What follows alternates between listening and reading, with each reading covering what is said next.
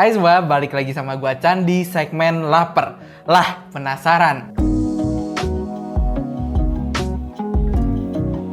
Jadi di segmen Lapar ini adalah segmen dimana kita mengupas hal-hal yang bikin kita penasaran. Jadi di segmen Lapar kali ini kita bakal ngejawab salah satu rasa penasaran dari sebuah komentar, yaitu kenapa tombol WASD bisa jadi patokan PC gaming sampai saat ini. Oke, jadi terciptanya tombol WASD ini sampai jadi standar PC gaming itu awalnya karena seseorang gamer profesional bernama Dennis Tresvong. Kita mundur dulu 20 tahun ke belakang, tepatnya di tahun 90-an, waktu dunia game masih dikuasai sama game-game bergenre puzzle, strategi, atau pokoknya genre-genre game yang banyakan isinya tuh teks. Pokoknya beda lah zaman dulu sama zaman sekarang. Kalau misalnya zaman dulu yang menguasai buat game itu adalah platform konsol.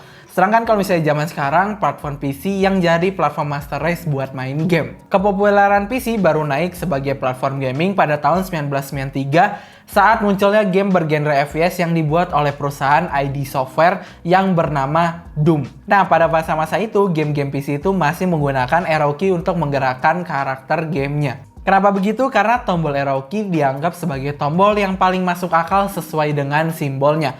Jadinya, pertama kali orang main game PC pasti langsung melihat kalau misalnya tombol arrow key ini adalah tombol buat ngegerakin karakternya. Nah, kalau misalnya di game Doom ini, dia penggunaan arrow key-nya juga beda. Buat maju mundur dan buat muter kamera ke kanan kiri, dia pakai arah sesuai dengan panah. Tapi kalau misalnya kita mau nyerong, kita harus menekan tombol Alt sama tombol panah bersamaan. Jadinya agak ribet ya, jadi agak kurang nyaman lah rasanya. Kira-kira kayak gini lah konfigurasi tombol-tombol di game Doom pas awal-awal keluar. Jadi di game Doom yang pertama ini sebenarnya aiming itu nggak gimana diperluin.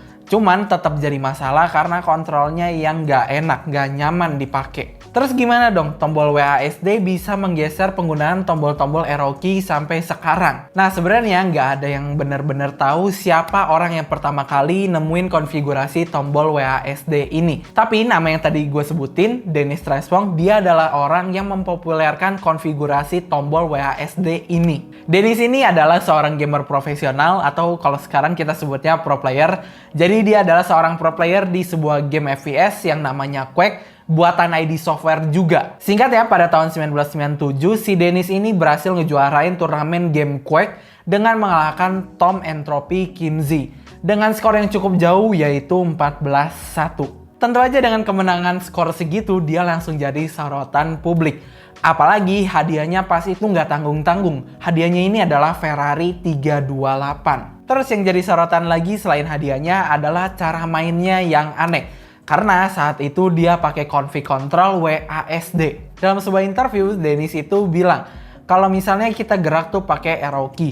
Dan untuk ganti senjata, kita harus menekan tombol angka yang ada di numpad. Tapi jarak dari arrow key ke angka buat ganti senjata tuh dirasa cukup jauh. Termasuk tombol kontrol dan shift juga jauh. Terus kalau misalnya kita pengen bikin gerakan nge-strafe atau sideway, kita tuh harus sambil nekan tombol arrow dan tombol shift bersamaan. Nah, rasanya ngelakuin hal itu bakal lebih gampang dengan format WASD dan tombol shift ketimbang dengan format arrow key. Nah, terus yang bikin populer lagi adalah karena orang-orang ini ngikutin config-nya si Dennis ini. Karena mungkin orang mikirnya gini, wah dia bisa juara dengan config WASD. Nah, gue juga bisa juara atau minimal gue bisa sejago dia kalau pakai config yang sama. Akhirnya karena banyak orang yang ngikutin config dia dan merasa nyaman, jadinya orang-orang tuh bikin config WASD itu sebagai standar config mereka. Dan semakin lama, semakin populer, game-game lain pun membuat konfigurasi default untuk gamenya ini pakai WASD. Terakhir, seperti yang gue bilang tadi, sebenarnya kita nggak ada yang benar-benar tahu siapa yang nemuin WASD pertama kali.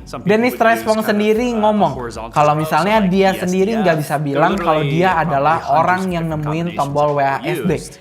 Dia cuman pakai apa yang dia rasa nyaman untuk dia, dan karena dia termasuk top player pada zamannya, makanya banyak orang yang pengen ngikutin config dia. Oke, paling segini aja segmen Lapar kali ini. Mungkin dari kalian kalau misalnya ada yang pakai config yang aneh, mungkin kayak ESDF atau EZXC, mungkin kalian boleh share pengalamannya di kolom komentar. Dan kalau misalnya kalian punya rasa penasaran, kalian boleh tulis di kolom komentar biar kita kupas di segmen Lapar selanjutnya. Gua Chan dan kita bakal ketemu di video selanjutnya. Bye-bye.